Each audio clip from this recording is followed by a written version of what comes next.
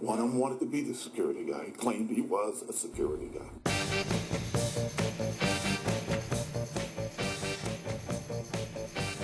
Welcome to Security Guy Radio with your host, Chuck Harold. And Paul Bristow. Tally ho. We got to change the tally ho and something else, but we'll use it for now. Hey, did you have a good weekend? Very nice. Yes. No further incidents to report? No more incidents. All right, that's good. Glad to hear it. Yeah. Now, today I thought we'd do something that everybody has an interest in, whether in security or not, and that's cell phones. And I just learned something last week that I thought was very interesting. Cell phones are the number one item stolen nowadays in the world. Don't surprise me. It does and it doesn't. It just so happens. I have some statistics for you. No way. I just so happen to have some. By the way, I've got a client who doesn't have a cell phone. Doesn't have a computer, doesn't have a cell phone, doesn't have a fax machine, doesn't have an answering machine on his phone. How do you get home? Drive to his house with a covered wagon? You remember? Yes. You know the guy. Oh, that. Yeah. Yes. Yeah, that guy. His name's Paul. Yeah, exactly. Yeah. No, that's true. So, Paul, if you're listening, we're mentioning you. Paul, it's very unusual Good man. that you Good are man. Off the grid. staying out these statistics. So, more than 100 cell phones are stolen every minute in the United States. Now, I was surprised by that. 100 a minute. Yeah, no, that's a lot on it. That's a minute. It's amazing. And lost and stolen mobile phone devices cost consumers $30 billion. Well, I can believe that, the cost of phones. That's like, one bad Fox movie. $30 billion, right? And more than 40% of all robberies in New York involve smartphones and cell phones. Now, is that all they're taking now? Well, let's distinguish that. People on TV think a robbery and a burglary and a theft's the same thing. It's not. Of course, a robbery is the taking of something by force or fear. Yeah. And it involves physical or really scaring somebody to the point where they think they're going to be harmed, right? So if robberies involve cell phones, that's a pretty serious, a serious matter. That's not just a pickpocket or something like that, right? So a lot of them are just kind of violent smash and grab kind of assaults. So why are they doing it? Okay. We can go down to Target, ladies and gentlemen, or 7-Eleven, and for $29, buy a cell phone and put unlimited usage on it for $50. And that costs $75 to operate your phone for 1 month and $50 thereafter, instead of risking going to jail for robbery. But we're looking at it from the point of view that we think people are stealing it because, what, they can't afford a phone? No. We're going to find out later that a lot of these phones are wind up being discovered and recovered inside other criminal enterprises, which is really kind of fascinating. You would think with all the GPS on phones now and that people would be frightened to take a phone, right? Because they're going to get caught 2 seconds later, but it doesn't work like that. Is that right? Well, it doesn't, because what happens, most of the thefts occur during the fall or spring seasons, right? When people are going back to school or getting ready for the holidays, they're making purchases, and they're not putting the software on the phone. And the bad guys know this, right? Because it's hurry up, let's buy it. Yeah. And they don't have the tracking software on the phone. That's when it gets stolen. That's the highest peak of being theft is when it's not there. And some of these locator programs like GPS and things, they work until you do what? Not to give away secrets to the criminals, but I hope criminals aren't listening to our show. Well, maybe I do hope they're listening to our show. Would ever listen.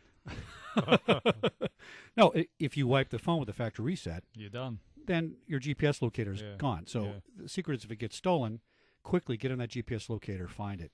But you're not going to go kick the door in, because that's not a safe thing to do. And the cops aren't going to do anything. Not for a cell phone, would you reckon? Unless there's been a bit really bad. Once again, I will be surprising you with information during the show. You probably will. That will tell you why the cops will do something if you have a certain software. So let's go over some stats. I love stats. Number one country for thefts, of course, the United States. Not surprising, right?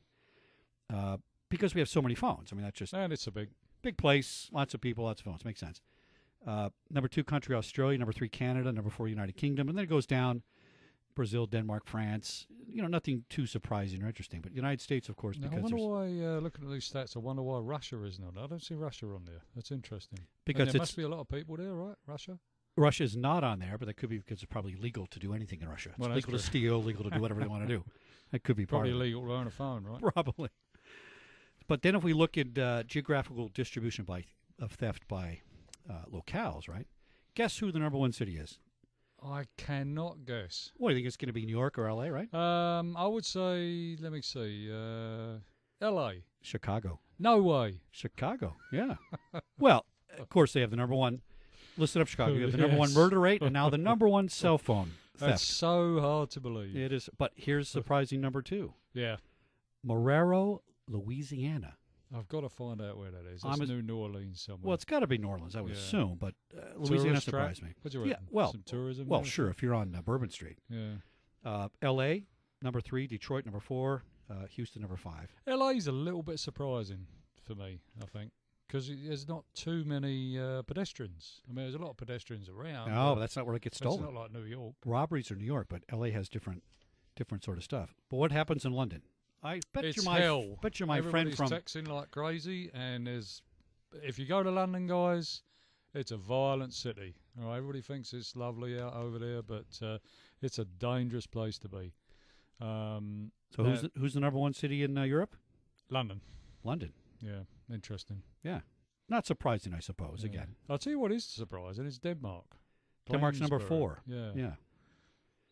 France, Paris. Nah, not really surprising. Number of tourists there. You're all walking around with your. Well, this is Yeah. again by Looking- specific locales, yeah. right? Like cities, so to speak. Kind of narrow it down in Europe. Airport thefts, another interesting place. Now, this is very surprising. So listen up to this if you're traveling. We're going to find out in a minute that airports do not appear as the top locale, but if you're in an airport, you have a high probability. Number one airport, Newark, New Jersey. Well, I totally believe that because I think I've lost my items out of my luggage in Newark several times. I'm sorry. Newark's number 2. Atlanta's number 1. So Atlanta does surprise me. New York does not. It does. Newark does not surprise me yet. Well, there's a lot of shops, right? People are wandering around, Well- sitting about, sort of not paying attention. And Is that it? people don't know this about Atlanta, but it is one of the number 1 corporate headquarter locations. That's true. Most Yeah. of the major corporations have a headquarter in Atlanta, so that could account for some of Yeah. it. But look at airports, okay? 25% of cell phone thefts. When we say cell phone, we say mobile phone device because it could be an iPad or something else too. But 25% gets stolen from your luggage area, storage area, right? 15% in the terminal boarding area. Here's a good one. 24% of them are stolen on the plane. Got to be from those How do- bags sitting around, right? Maybe you put What your do you bag in the overhead. And Yeah. when you see these guys stand up to get something out of the overhead in the middle of Yeah. the flight, they're probably Watch it. pinching your phone. Well, you're not going to know till you get home and get No, off. that's right. So don't leave your wallet in there because that's got to be another. 18% in the security check-in area. So that's another Yeah. interesting Now, statistic. where's that being stolen from? Somebody. I mean, is that TSA? Well, that's what the What do you security think? check-in area would imply. Yeah. Yeah. Well, it doesn't mean that they're stealing it. It could mean that while you're in line, when your box comes out of the conveyor belt, some guy gets in front of you and Very picks it real interesting. fast. Yeah. Don't want to blame You know the what TSA. did amaze me with the airports was Santa Monica, number 17. Santa Monica for folks Why that aren't Santa Monica 17. from here. Santa Monica is a very tiny. It's a private airport. It's not Yeah. a commercial airport. It's all private planes. San Diego's up there. Well, Which San you Diego's a wouldn't- major It's a airport. major hub, but everybody thinks San Diego's lovely, right? So we got But there's crime there. we got Atlanta, Newark, New Jersey, San Francisco, Oslo, Miami, Portland, Oregon. That's not exactly a hot crime spot. Yeah. Uh, So how comes Heathrow isn't on here? That's interesting. that is a good question. Well, you know? because all your guards have machine guns. That's Exactly, yeah. why. Literally. Yeah, no messing. All right. So here's something else that's very interesting. We're going to talk about the details. Right. So, what are the top USA theft locations? Take a guess. Well, I'm going to guess schools because You would be right. I thought it was schools. Schools would be right. Yeah. The public school, by the way. Yeah. Public school is the number one place to get your cell phone stolen, followed by your car, followed by your residential property, indicating a burglary or Yeah. a theft. Your business or office is number 4, which I'm surprised of. I thought business would be higher. And then university or colleges. So my son and daughter, listen up for that. Don't get your cell phone Yeah. stolen.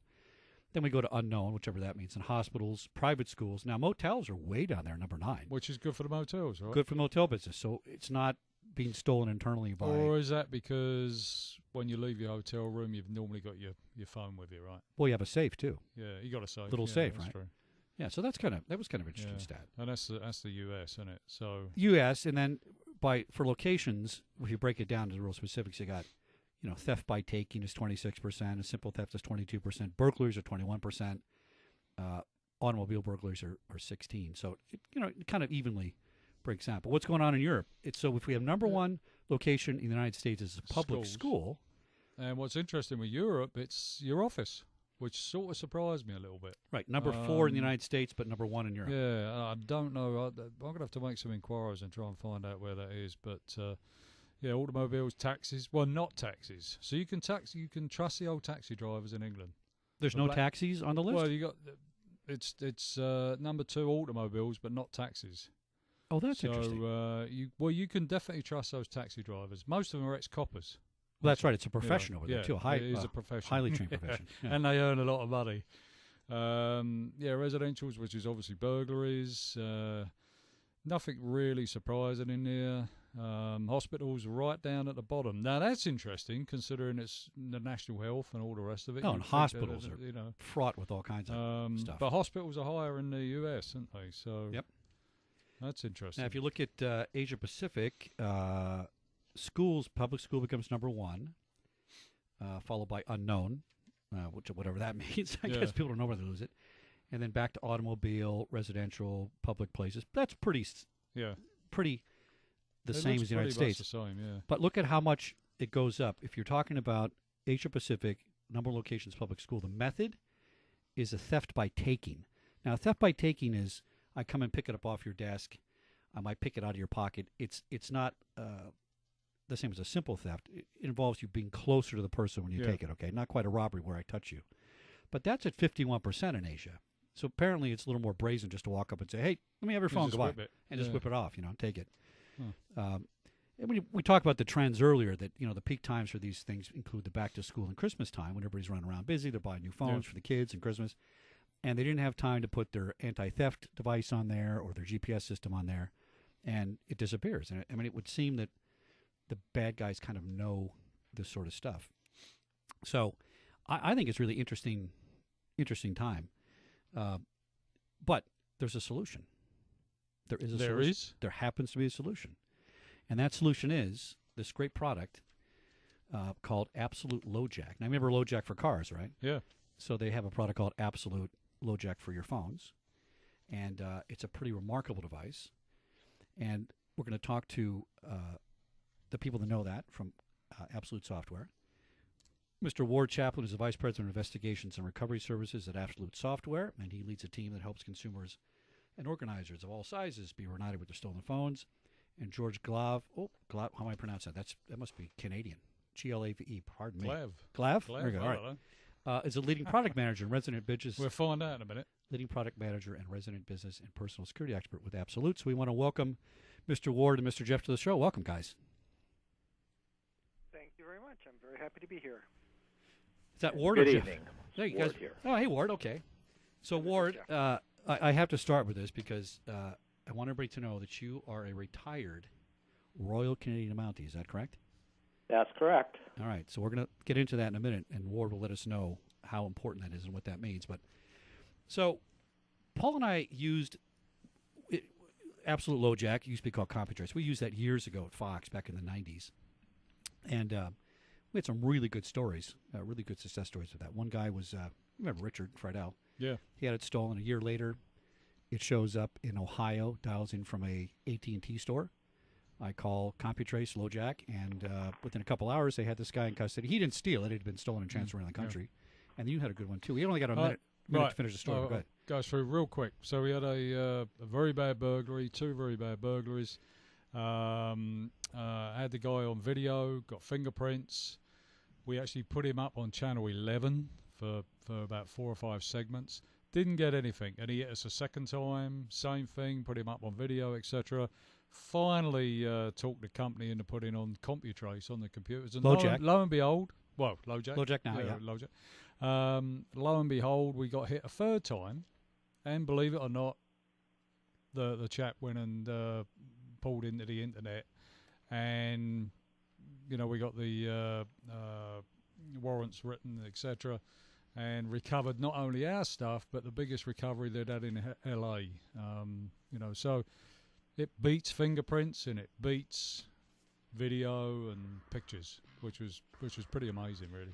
Now, we'll be back with Ward and Jeff in just a minute, but while we're on the break, I want you guys to log into AbsoluteLoJack.com. AbsoluteLoJack.com, one word. Check out the product, and we'll be back after this break on Security Guy Radio.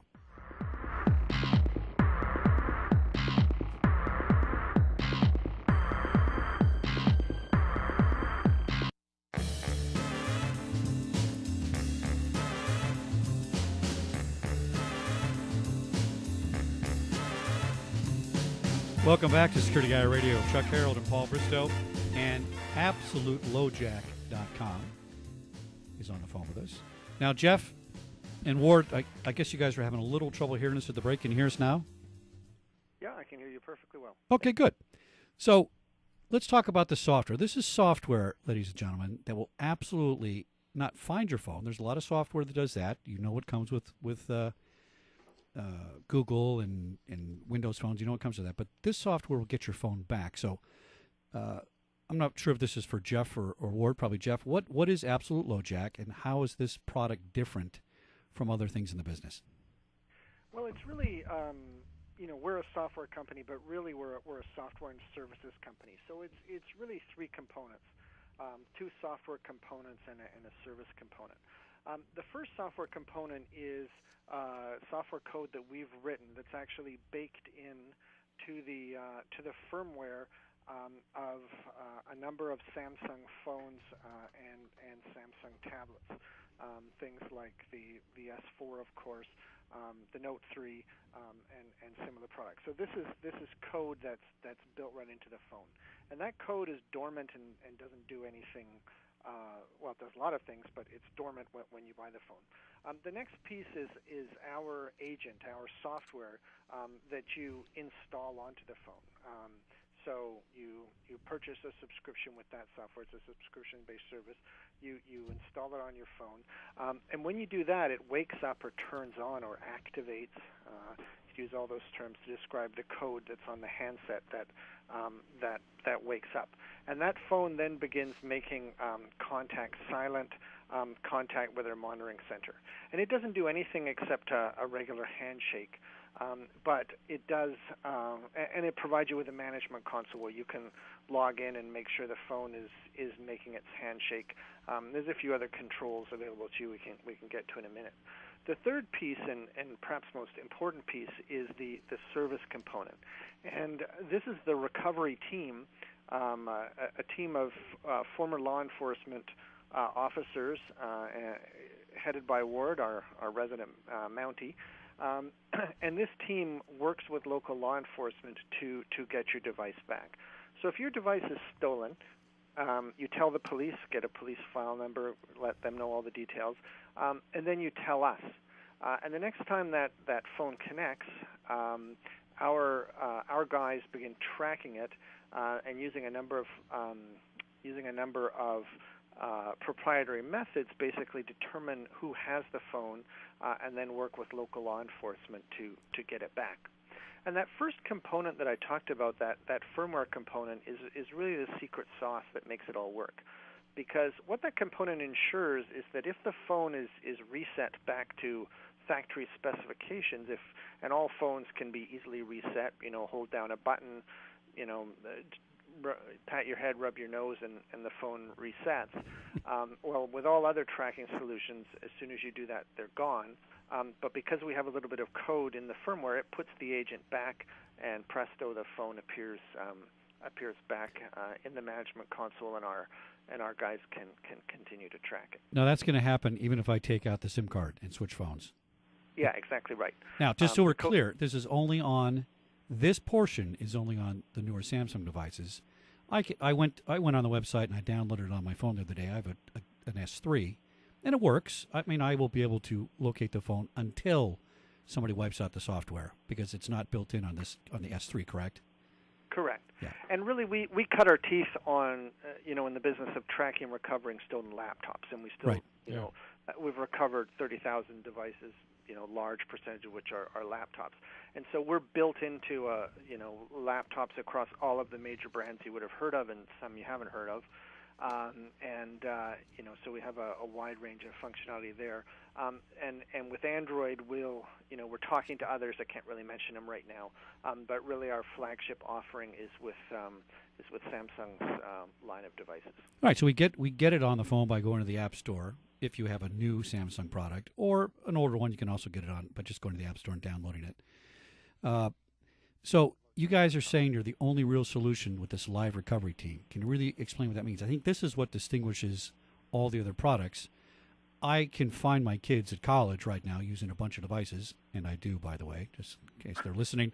But they can defeat it, they can turn it off, they can do a bunch of things. But this is going to probably, if all things go right, in 95% of the cases, I'm going to get my phone back, and that could be very, very important for somebody that has intellectual property on there or proprietary information. Yeah, absolutely, and really it's allowing our team to facilitate that recovery, so that you're not forced into having to engage in self-recovery. I mean, imagine if you had a phone stolen, you log into your console from Google, and it tells you your phone is in the Dominican Republic. I mean, what are you going to do now? There's nothing you can do, whereas, we can swing into action and make that happen. And perhaps I'll let Ward say a word, and he can really talk to the power of, what we can do. Sure. Hi, Chuck and Paul. So, we've been doing this for 20 years, and we are the only high-tech company with this investigations and recovery team. I have dozens and dozens of agents, former law enforcement officers based all over the world. We've recovered in 106 countries. 106 countries? 106 countries, and wow. We're over 32,000 recoveries. Now, each one of those, of course, are managed investigations with the police. You see, we only give the evidence that we forensically examine to law enforcement, and they actually do the actual recovery and obviously arrests and sending perpetrators to court and then ultimately maybe to jail. And so we've been successfully doing that, testifying around the world in court, and have had a really great track record. And so we're really excited that we've moved now into the smartphone business.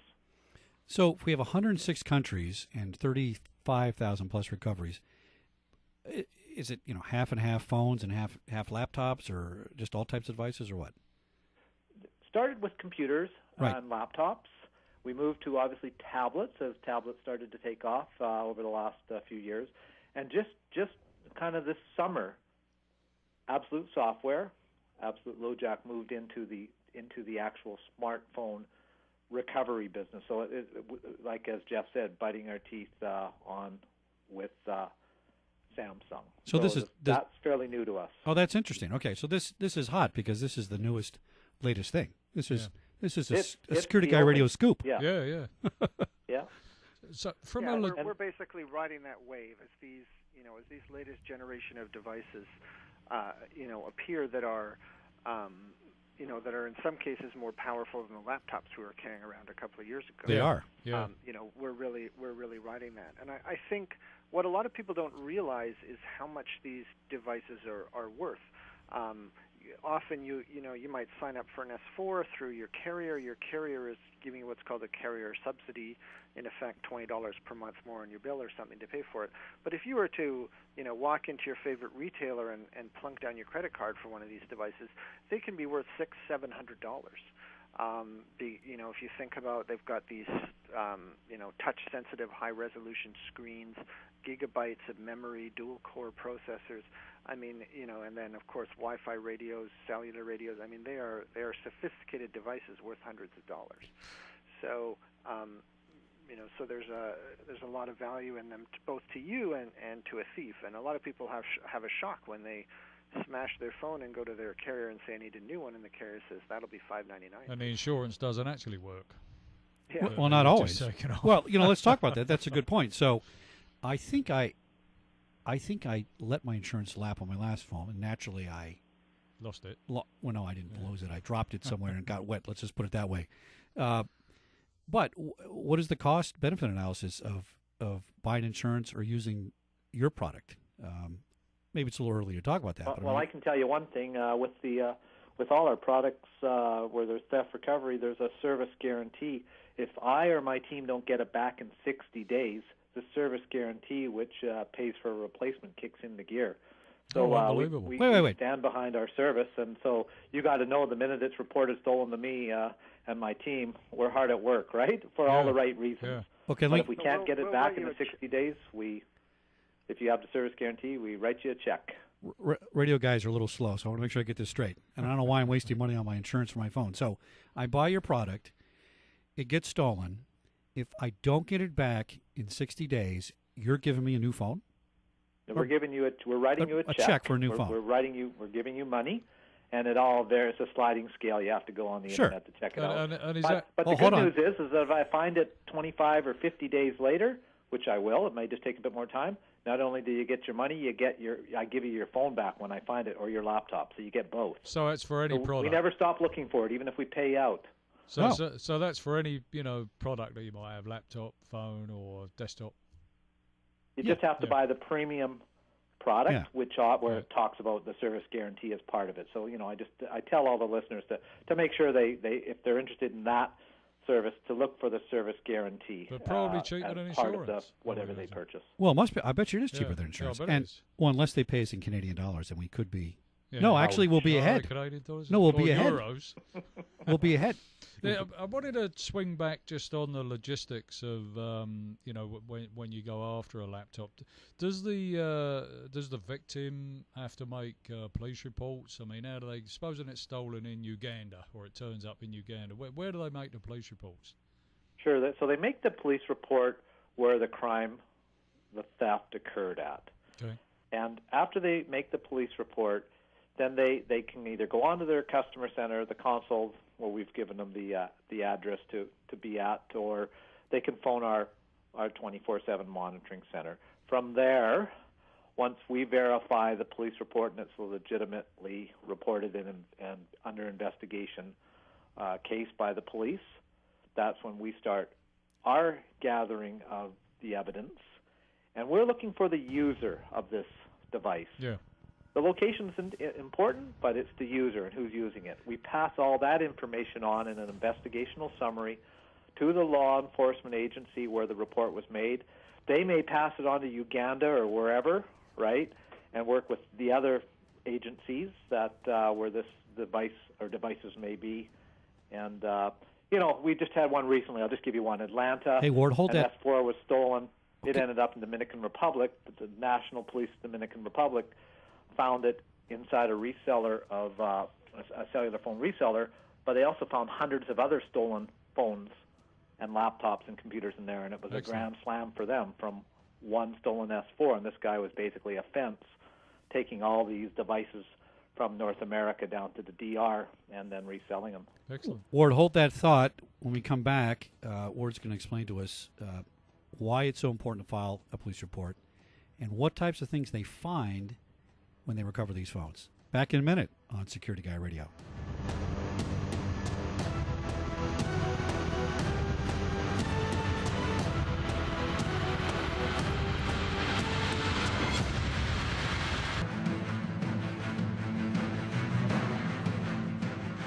Welcome back to Security Guy Radio with Chuck Harold. Paul Bristow, say your name. Bristow. I don't want to say your name for every time.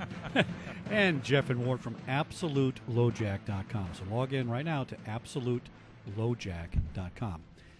Ward, at the break, we just started to get into the recovery, but I just want to recap at the bottom of the hour what we have here. So we have a phone, we have a laptop, we have a device, and there's other recovery or locator systems out there, but Absolute LoJack's secret is that this software sits on the circuit board itself, for lack of a better term, of the phones, right now Samsung smartphones, but you're working on others, and it's called, I think, persistent software. Just even if you wipe the phone out, it just keeps reloading it and reloading it.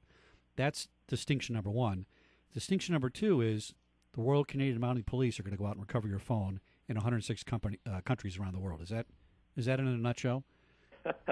Well, how about I say some retired Mounties and a whole bunch of other retired law enforcement A lot of them, agencies, yeah. including the DEA and FBI and Singapore and UK police. Yeah, absolutely. Are you guys still mounted up there, or what? You still use horses? Oh, just ceremonial, Yeah. and I didn't get hired from our horse riding abilities, I can tell you that. Well, we have great respect for the Mounties. I think the United States law enforcement in general has good respect. It's a very, very I actually had several friends from the Met that went over there years ago. it's a top to the organization. mountains, yeah. All right, so Ward, let's talk about what I found fascinating. I mean, I saw this when I was a cop. Paul saw this when I was a cop. I had a case where some guy had a little bag of marijuana, and we traced it back to another guy that sold it to him, and we traced it back to a house. And when we kicked in the door, it wasn't just marijuana. It was, at the time, stolen desktop computers and smart TV, piracy on smartphone, what do you call smart cards. I mean, you always find something else. And you have some really interesting information on that when we find stolen phones. The bad guy's not stealing it because he's a nice guy or necessarily he can't afford it. He's a criminal to begin with. So there's a pretty good chance he's involved in criminal activity using the phone. So talk to us about that. Sure, absolutely, and they're using it for a lot more also when they steal these computers, laptops, or smartphones. Just recently, we had 2 laptops stolen from a warehouse in a community in Oregon.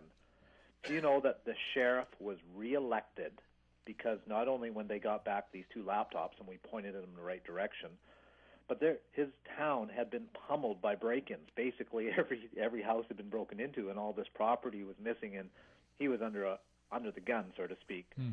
These laptops all pointed back to one location where all of the town's stolen property was located in a giant fencing operation. They needed a semi-trailer to haul away the jewelry, the electronics, the power tools, and the cash.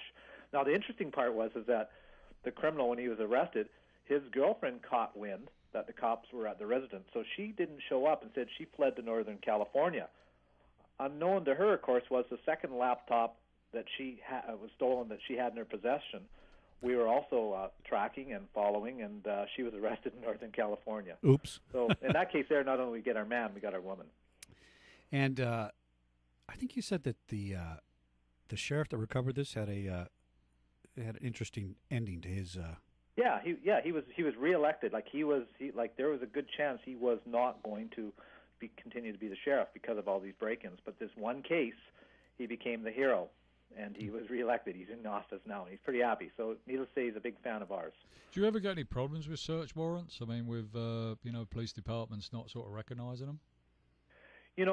That's an excellent question, and the answer is we spend a lot of time building relationships and becoming that trusted advisor across, right now, over 7,000 law enforcement agencies around the world. 7,000? Over 30,000 detectives and investigators are trained and know us and work with us. So my team constantly is just building that relationship of trust and detailed knowledge so that when we do hand them over the evidence, the information, they just take the package we give them and just take it right to the court to get the search warrant to the prosecutor.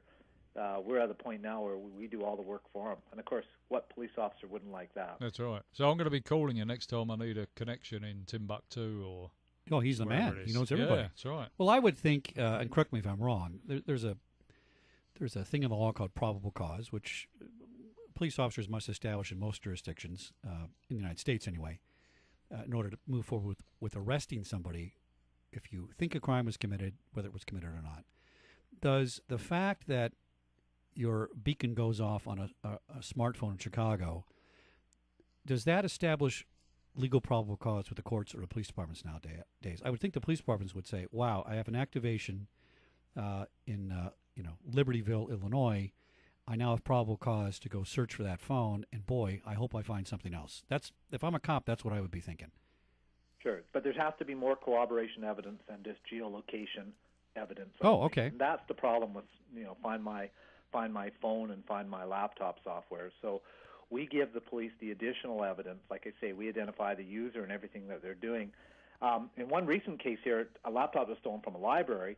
We knew that they were into a major counterfeiting money scheme, and when the police went in and search warrant, they actually found the suspects flushing the counterfeit money down the toilet. Now, I think that's pretty good probable cause to hold and get the next search warrant to go through the house for the rest of the counterfeit money when they were actually going in there for laptops. So you're going to come across the other criminal information before the law enforcement knows about it. You're going to report it then directly to law enforcement and let them handle it. Correct. We only go one way. We work on behalf of the customer. We direct all our evidence just to law enforcement. We're not their agent. We know what they need. We pass it to them. They're the ones that take the action to make the decisions. Obviously, in those cases where it's their safety or community safety at risk, then we step it up a notch, and obviously are feeding them live time, depending on the situation. Not too long ago, we had a triple homicide in the state of Washington. A husband, wife, and a mother was killed. We were aware immediately that the laptop was stolen. When we were able to connect to the stolen laptop, obviously back and forth communication with the police, and the suspect, the murderer, was arrested as a result of using the stolen laptop for 3 murders. Was this was the suspect related to the deceased, or was it just a random? No, it was a home invasion. Home invasion. Very violent, Wow. Terrible home invasion. Wow.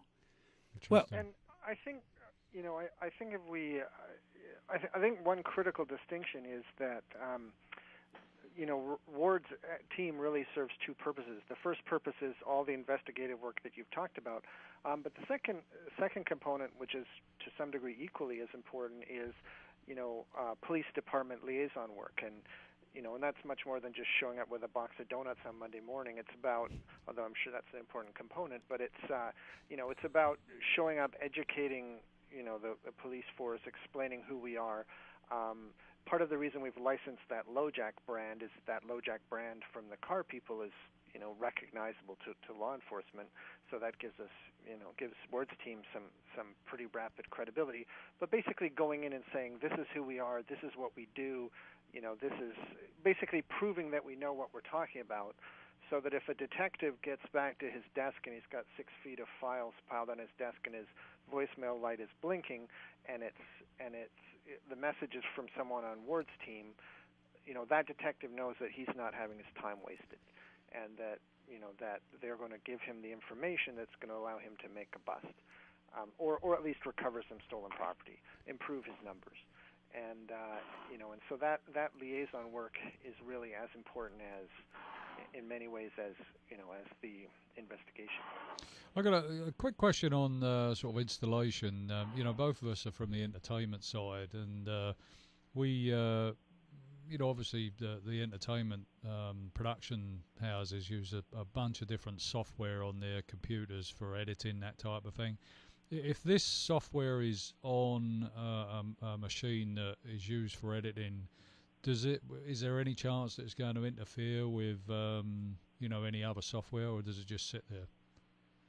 No, not at all. It's very important that the software have as low of a footprint as possible, as small of a footprint as possible. And there's a couple of key reasons for that. The first is, as you describe, if you deploy security software and people have this term that's appearing now, agent fatigue. They've got their antivirus agent, and they've got their anti-spyware agent, and they've got their firewall agent, and this agent, and that agent, and their machines start to bog down. You don't want to get into a situation where the customer feels motivated to uninstall the software, because once they do that, they're not protected. So that's the first reason it's very critical that it be small footprint. The other piece that's critical is if your computer is stolen and you want us to start tracking it, well, again, you don't want to alert the thief that there's any kind of tracking software on there. Yeah. You don't want the lights on his DSL modem to start blinking. You don't want the task manager to indicate that resources are being gobbled up.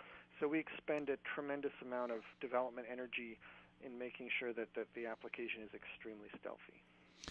Now, what about the privacy issues? When I was talking to somebody about doing this, the concern from this person I was talking about was, do you do any reports back to the NSA or whatever?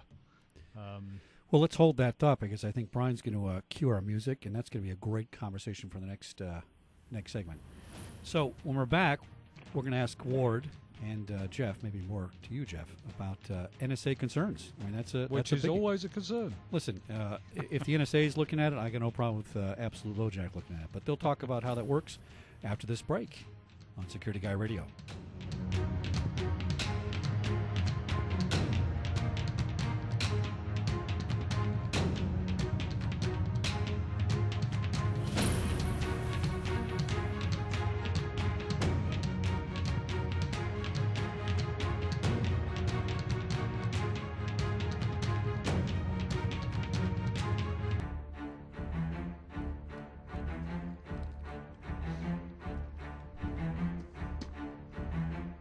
Welcome back to Security Guy Radio with Chuck Harold, Paul Bristow.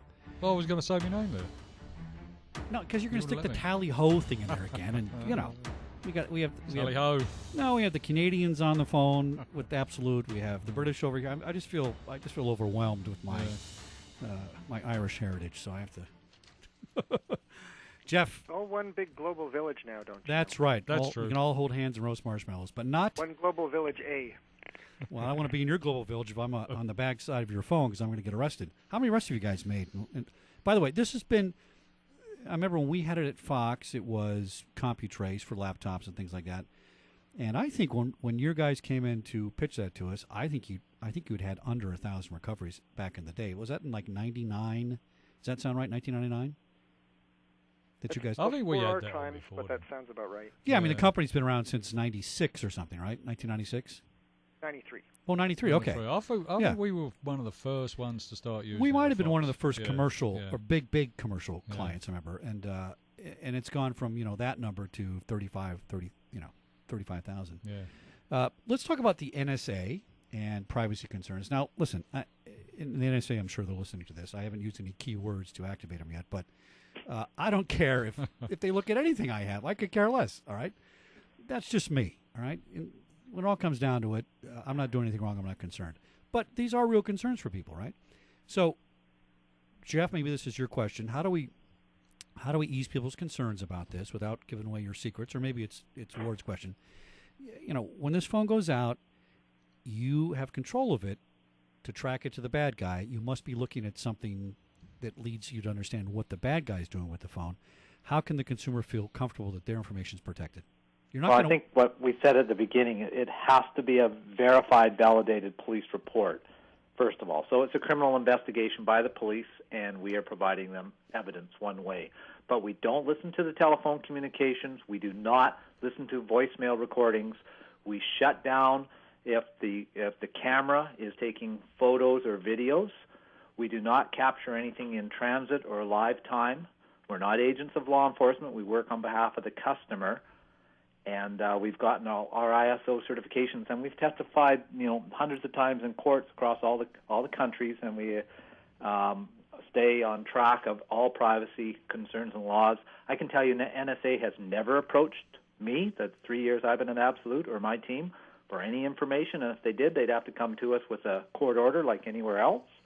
And I can tell you that I've got an attorney who was 30 years a prosecutor in New York, and he started up the cybercrime unit, and he is attached to my hip. And every day we're paying attention to everything across all privacy issues and concerns to make sure that we play by the rules. That's interesting. Yeah. And just to talk technology about what Ward has said, there's a few components in play here. So if you install the software and and you're just going about your daily life, then all it's doing is a silent ping to our monitoring center so that you can log in to your console and basically do a health check. Hi, here I am. And there's nothing else going on.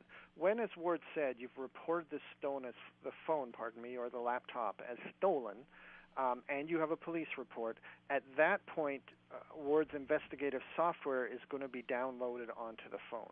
So it's not even there. It's not even present on the device until we have that that police report. Oh, okay. You're correct to say that to some degree you have to trust us, but in the same way you trust your bank and you trust other security vendors and you trust other people, companies to some degree, like people, become to some degree trusted entities, and that trust is fragile. But is important. So we sort of work very hard to ensure that that trust is preserved. So when Ward talks about things like not turning the webcam on, never turning the microphone on, those kind of things, he's actually talking about never turning it on to the thief. To the thief, right? Because in a pre-theft scenario, we don't even have those decision trees to navigate because there's no investigations forensic software on the device at all. Okay, that's so it's not until it's stolen we can even do that. That's a really important distinction. So just so everybody's clear on this, the software that you download and purchase, install on your phone, is basically a ping, a homing device. It's letting you know that the software is connected to your server. After the phone is stolen, I would assume bad guys do two things. They don't wipe the phone, or they do wipe the phone. If they wipe it, there's nothing to worry about, because even if you went back into the phone, you wouldn't be seeing my stuff because it's gone. Okay, there's one scenario. If they don't wipe the phone and keep my stuff on there, the software to monitor the phone is only installed in the hands of the bad guy. That is correct, right? Correct. All right, that's a no-brainer. I will correct one thing you said there. Okay. Because some people might say, well, the phone's been wiped, my data's gone, I'm not worried anymore. And the two words that can trigger fear in that are removable media. So a lot of phones have, I don't know if yours do, but a lot of phones have an SD card, a micro SD card, with 4, 10, 32 gigs of memory in it that's, full of pictures that might only be meant for your boyfriend or whatever else. And if you do a factory reset, that micro SD card is often not wiped. So that, there's one reason many reasons you'd want to get the device back or work harder to wipe it. But really that's one thing to consider. It doesn't always wipe every remnant. Even if they wipe it, your software is still on there, correct? Correct. Yeah, on the Samsung Galaxy models that we talked about. And that would be pictures of my girlfriend, not boyfriend, just to clarify that. I just to clarify. Actually, I was moving around the table. All right, so interesting stats here. Let's talk about. We kind of went over this. Kind of want to summarize. So, you've recovered 35,000 devices in 106 countries. How many prosecutions were? How many people have actually been charged and put in jail? Well, yeah, the jail part, that's such a moving target. But we're over 6,000 arrests from those recoveries where that's resulted in some type of court action, criminal action. And you're doing about 1,000 cases a year, meaning 1,000 active pursuits / prosecutions. Oh yeah, no, we've really picked up. You asked about the numbers and why. Well, no, we've really picked up the numbers in the last few years as we have more and more customers, as we've become that trusted advisor, not only for corporations and large organizations, but also on the consumer side. So, my guys at any given time are running, 1,500 to 2,000 criminal investigations on behalf of police. Wow. What are the, off the top of your head, what are the top 3 criminal enterprises you bumble onto when cops find these phones? Well, I hate to pick on the Dominican Republic, but again, we had a customer who just had to check his luggage onto the belly of the plane, and inside, of course, his luggage was a laptop, and he was in Boston. When he got to the Dominican Republic, it was gone. We were able to uncover who the user was of that stolen laptop. It resulted in 9 baggage handlers being fired. Wow. A huge organized ring just stealing from baggage in the Dominican Republic. So it's from that extreme to we just had one here just today. It's an interesting one, though, just because of the fact it was a break-in in West Memphis, Arkansas. We were able to give the name of the user of the laptop to police. They did research and found out that he was a well-known fence of stolen property and owned a number of convenience stores, and they prepared a search warrant and got back 8 stolen laptops, 2 big screen TVs, and an iPad. So needless to say, that community and those police were very happy. So like I say, it crosses the whole spectrum. We've uncovered a lot of very serious crimes over our years. And any Interpol stuff? Interpol cases? Any Interpol cases? Yes. Oh, we actually have quite a partnership with Interpol, and they're building this new center of innovation in Singapore, and we're going to be highlighted as part of their kind of leading edge technology and software. So are you just selling your software in the US, or is it available, in Europe? I know you're getting recoveries there, but do you actually sell your software in those other countries? Yeah, we have sales teams, and we sell across the whole world. And one of my guys right now is in Dubai, and they're having a discussion there over a large potential purchase. And yeah, we're in all those countries that I mentioned and more. Right. We got about 2 minutes left. I want to wrap up a couple of things real quick.